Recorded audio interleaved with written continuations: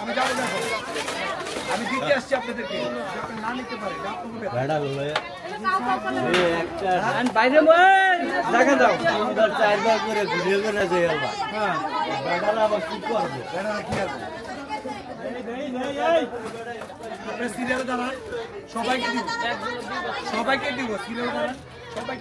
আসলে এই কাজগুলো করতে আমাদের অনেক বেশি ভালো লাগে, কারণ এখন করাইল বস্তির যে অবস্থা সেটা একটা ধ্বংসস্তূপে পরিণত হয়েছে। তাদের আসলে শরীর ছাড়া, নিজেদের দেহ ছাড়া আর কোনো কিছু তারা রক্ষা করতে পারে নাই। আসলে এখানে না আসলে, না ভিজিট করলে আপনারা কেউ বুঝতে পারবেন না যে তারা কিভাবে দিন পার করছে। যখন আমরা খাবার নিয়ে তাদের কাছে যাই, তাদের যে আকুতি মিনতি এবং তাদের যে কষ্ট, ইভেন আমাদের যে দুইটা হাতে 4 জন মানুষ ঝুলে থাকে, মানে খাবারের এতটা কষ্টে আছে তারা। তো এই মানুষগুলো যখন খেয়ে একটু তৃপ্তির ঢেকুর তোলে, এটা আমাদের যে সারাদিনের ক্লান্তি বা কষ্ট, এটা আমাদের কিছুই থাকে না। এটা আমাদের জীবনের সবচেয়ে বড় পাওয়া। আর যে মানুষগুলো আমাদেরকে সবসময় এই ভরসাটুকু দিয়ে যাচ্ছে, যাদের জন্য আমরা এই কাজগুলো করতে পারতেছি, তাদের জন্য অনেক অনেক কৃতজ্ঞতা। আপনারা দোয়া করবেন আমরা যেন সবসময় এভাবেই কাজ করতে পারি তাদের জন্য। আমি দিতে আসছি আপনাদেরকে, আপনি না নিতে পারেন বাইরে দেখা দাও 4বার করে ঘুরে ঘুরে যাই আবার কি করবো কি আছে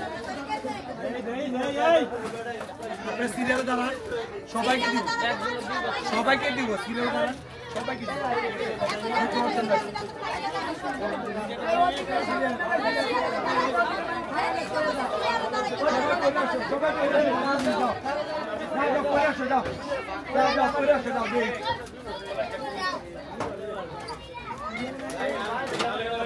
আমাদের ফাউন্ডেশনের নাম ছায়াতল বাংলাদেশ। আমরা মূলত পথশিশু এবং সুবিধাবঞ্চিত শিশু ও মানুষদেরকে নিয়ে কাজ করি। পাশাপাশি আমাদের কিছু প্রোগ্রাম চলছে, যেমন এক মুঠো আহার, এটা আমাদের রোজকার আয়োজন। আমরা প্রতিদিন শতাধিক মানুষের জন্য মূলত আয়োজন করি এই খাবারটা। তো যেহেতু এখন করাইল বস্তির মানুষগুলো অনেক অসহায়, তাদের এখনকার অবস্থা খুবই শোচনীয়। তারা সব কিছুই আগুনে পুড়িয়ে হারিয়ে ফেলেছে, একদম নিঃস্ব। তো তাদের জন্য আমরা এখন আমাদের রোজকার যে আয়োজনটা এক মুঠো আহার, সেই খাবারটা তাদের জন্য প্রতিদিন আমরা নিয়ে আসি তাদের উদ্দেশ্যে। আপনাদের কার্যক্রমটা কতদিন ধরে চলতেছে? আমাদের কার্যক্রম শুরু হয়েছে 2016 সাল থেকে, এখন পর্যন্ত আমরা কাজ করছি। আমাদের সোশ্যাল ওয়েলফেয়ারের রেজিস্ট্রেশন আছে এবং এনজিও নিবন্ধন রয়েছে।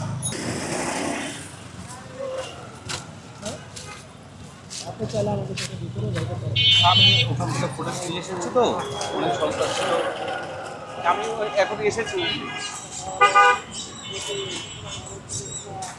অবশ্যই হ্যাঁ, আমি লিঙ্ক দিয়ে দিব। আমি আপনার নাম্বার দিয়ে দিচ্ছি আমার।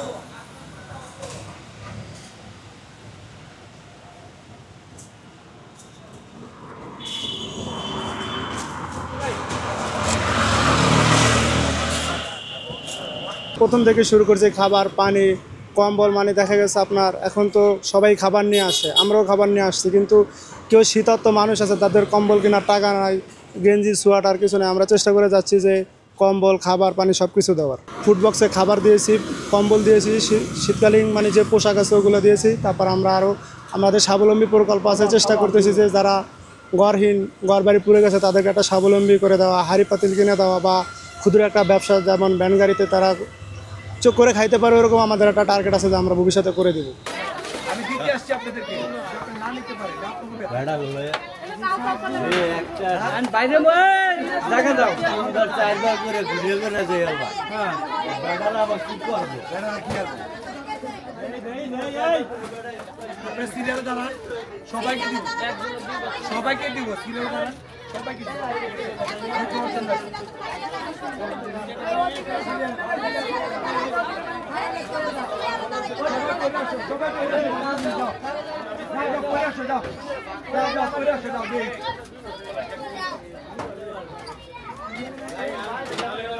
কাজ করছি আমি হাত বাড়িয়ে দেওয়া সংগঠনের প্রেসিডেন্ট। আমরা আজকে হাত বাড়িয়ে দেওয়া সংগঠনের পক্ষ থেকে 1000 লোকের জন্য খাবারের আয়োজন করেছি এবং আমাদের সার্বিক সহযোগিতায় ছিল ছায়াতল বাংলাদেশ, এবং ছায়াতল বাংলাদেশের সাথে আমরা 2021 সাল থেকে কন্টিনিউয়াসলি কাজ করে যাচ্ছি।